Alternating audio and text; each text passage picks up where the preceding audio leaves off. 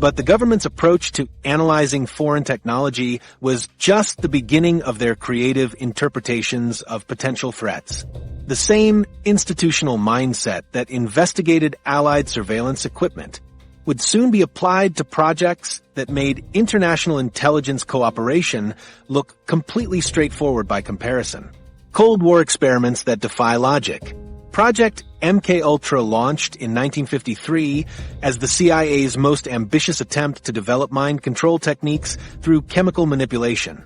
The program involved giving LSD and other psychoactive drugs to unwitting subjects, including government employees, military personnel, and civilians.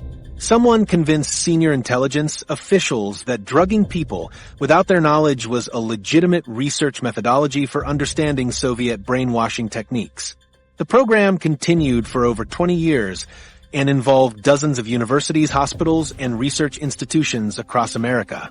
The LSD experiments were conducted on subjects who had no idea they were participating in government research.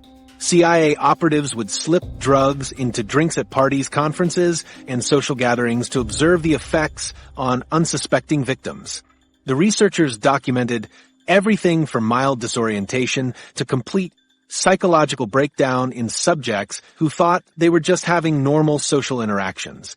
Government scientists treated human beings like laboratory animals and recorded their reactions to powerful hallucinogens as if they were studying chemical reactions instead of destroying people's lives. The program expanded to include more extreme experiments that pushed ethical boundaries beyond recognition. Researchers administered massive doses of LSD to psychiatric patients who couldn't consent to the experiments. They kept subjects under the influence of hallucinogens for weeks or months at a time to study long-term effects. The CIA funded research into sensory deprivation, electroshock therapy, and surgical procedures designed to erase memories and implant new ones. Someone actually wrote research proposals for turning human beings into programmable agents through chemical and psychological manipulation. The most disturbing aspect was the complete disregard for subject welfare documented in the research files. Scientists treated adverse reactions, psychological trauma, and permanent mental damage as acceptable side effects of their experiments. The program files contain clinical descriptions of subjects experiencing psychotic episodes, severe depression, and suicidal behavior, as if these were normal research outcomes. Researchers documented human suffering with the same detached professionalism they would use for analyzing chemical compounds.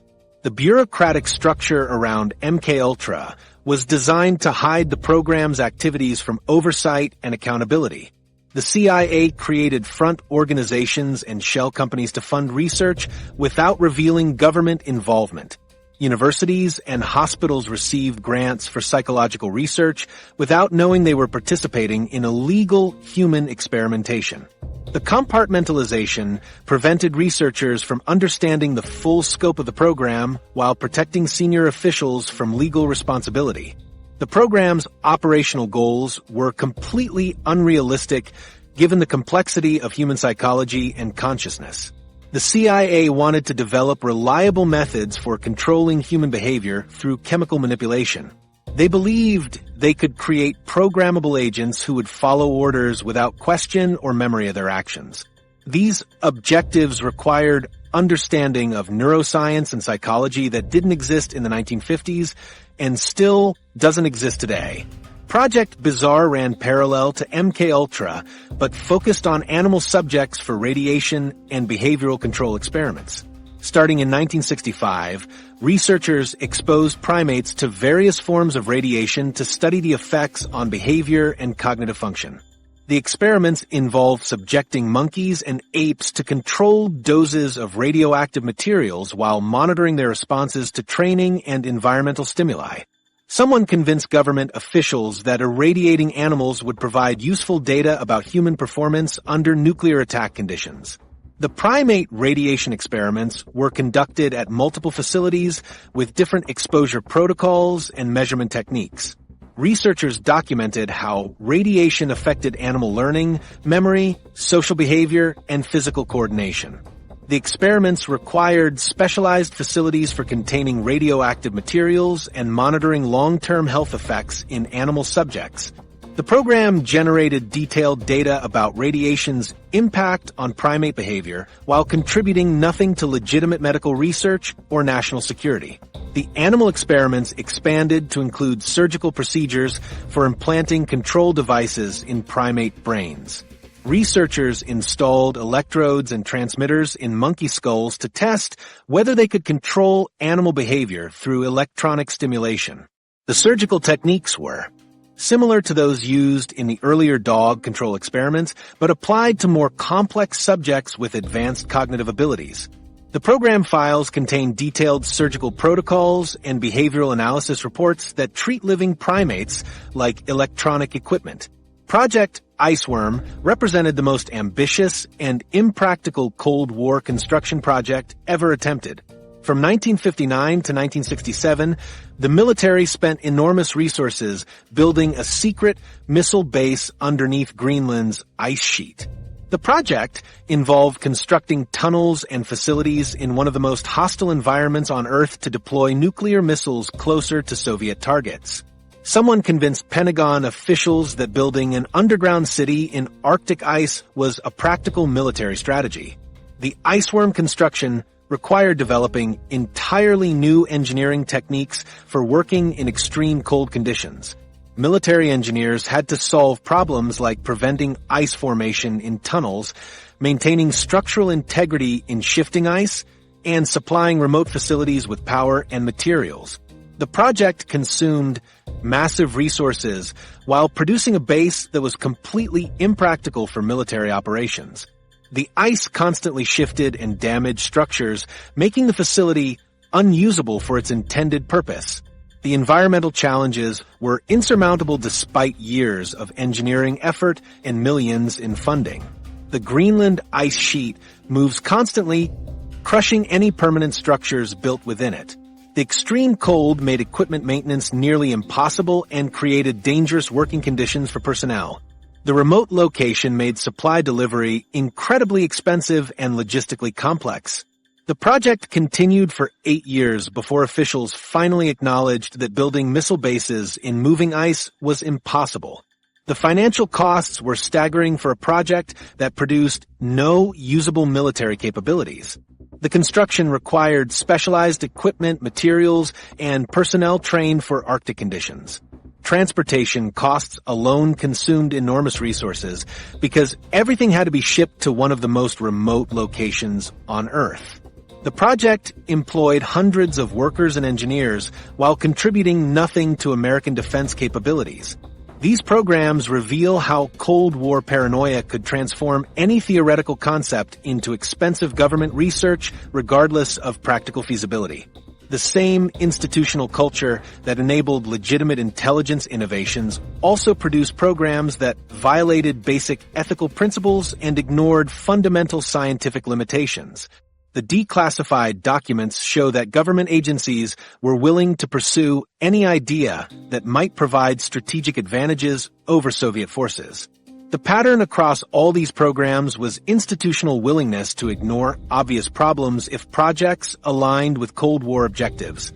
Officials approved human experimentation, animal torture, and impossible construction projects because they addressed theoretical threats rather than practical security needs. The programs continued for years despite clear evidence that they were failing to achieve their stated objectives. But the institutional mindset that drove these Cold War experiments didn't disappear when the Soviet Union collapsed. The same bureaucratic culture that produced MKUltra and Project Iceworm would eventually create surveillance programs Modern that made surveillance Cold programs War paranoia gone hilariously wrong. rational. The institutional problems that enabled decades of failed experiments created surveillance capabilities that government agencies couldn't properly control or direct. In 2024, the Department of Homeland Security discovered their integrated threat detection system had been monitoring federal employees instead of external security threats for 8 months. The program was designed to identify suspicious communications and behavioral patterns indicating terrorist planning or foreign espionage. Instead, it recorded thousands of hours of government workers complaining about jobs, discussing weekend plans, and arguing about stolen lunches from office refrigerators.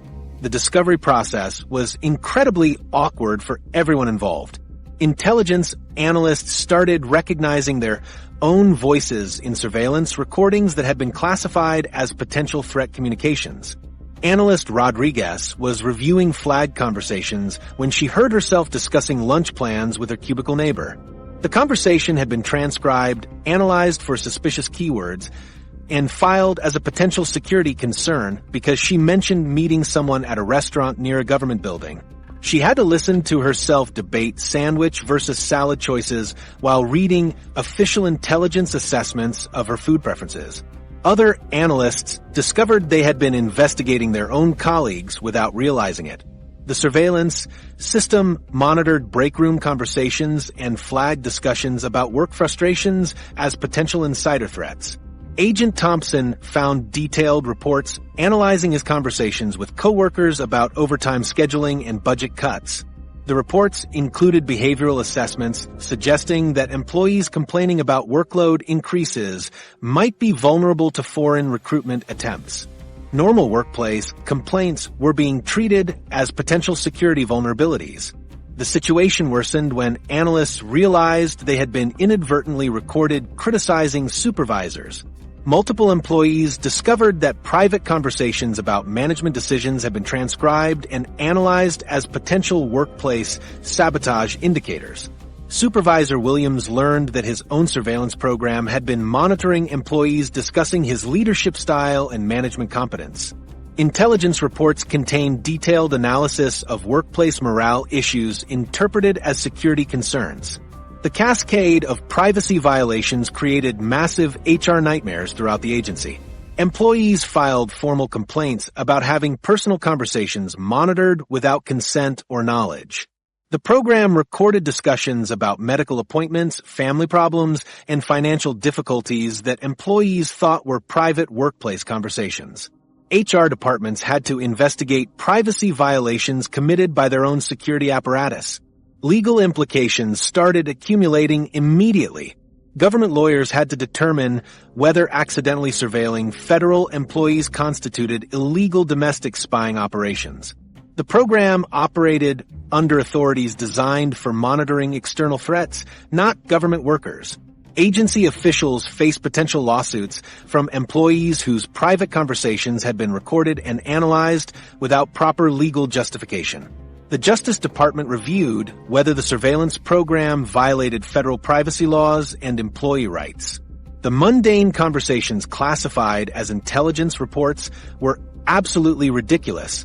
Analyst Martinez discovered that a conversation about coffee preferences had been flagged as potential coded communication.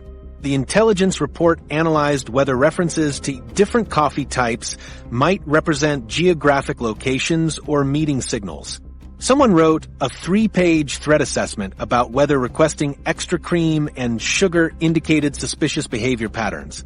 The report concluded that unusual coffee orders might warrant additional monitoring. Another intelligence report analyzed a discussion between maintenance workers about building ventilation systems. The conversation was flagged because it mentioned building infrastructure and access points. Analysts interpreted routine maintenance complaints as potential facility reconnaissance activities. Workers were discussing broken air conditioning units and scheduling repair appointments, but the intelligence assessment treated their conversation as possible preparation for building infiltration or sabotage operations. Congressional testimony about this oversight was embarrassing for everyone involved. Agency directors had to explain to lawmakers how their sophisticated surveillance program completely failed to distinguish between external threats and internal workplace communications. Committee members asked pointed questions about how the program could operate. For 8 months, without anyone realizing it was monitoring the wrong people, representatives wanted to know how much taxpayer money had been wasted analyzing employee lunch conversations instead of actual security threats. The technical explanations were more embarrassing than the operational failures. Program managers admitted that their surveillance algorithms couldn't differentiate between government employees and potential security threats. The system was designed to monitor communications in government facilities, but hadn't been configured to exclude authorized personnel from surveillance activities. Someone had forgotten to program basic parameters that would prevent the system from spying on the people operating it. The expensive technical fixes required to prevent future self-surveillance incidents consumed additional millions in taxpayer funding. Engineers had to completely redesign surveillance algorithms to properly identify authorized government personnel and exclude them from monitoring activities. They installed new authentication systems and access controls to ensure the surveillance program would only target appropriate subjects. The fixes cost more than the original program development and took months to implement and test. Database administrators had to scrub thousands of hours of illegally collected surveillance data from government systems. They faced the complex task of identifying and deleting recordings of government employees while preserving any legitimate intelligence that might have been collected. The data purging process required careful legal review to ensure compliance with privacy laws and employee rights. IT teams worked overtime to ensure all traces of unauthorized surveillance were permanently removed from government databases. The program designed to catch external threats had instead become an accidental documentary of government workplace culture. Surveillance reports contained more information about employee morale, office politics, and workplace dysfunction than about any actual security concerns. Analysts had inadvertently created a comprehensive record of how government employees really felt about their jobs, supervisors, and working conditions. The intelligence files provided unprecedented insight into federal workplace dynamics that nobody was supposed to be monitoring. Quality control procedures had to be completely overhauled to prevent similar incidents. The agency implemented new oversight protocols requiring human review of all surveillance targets before monitoring activities could begin. They established verification processes to confirm that surveillance subjects were legitimate security concerns rather than government employees. Multiple approval levels were added to prevent unauthorized domestic surveillance operations from proceeding without proper legal authority. The aftermath revealed fundamental flaws in how surveillance programs are designed and implemented. The same technology, supposed to protect national security, had been turned against the people operating it through poor planning and inadequate oversight. The incident demonstrated that even sophisticated surveillance systems are only as effective as the people who configure and monitor them.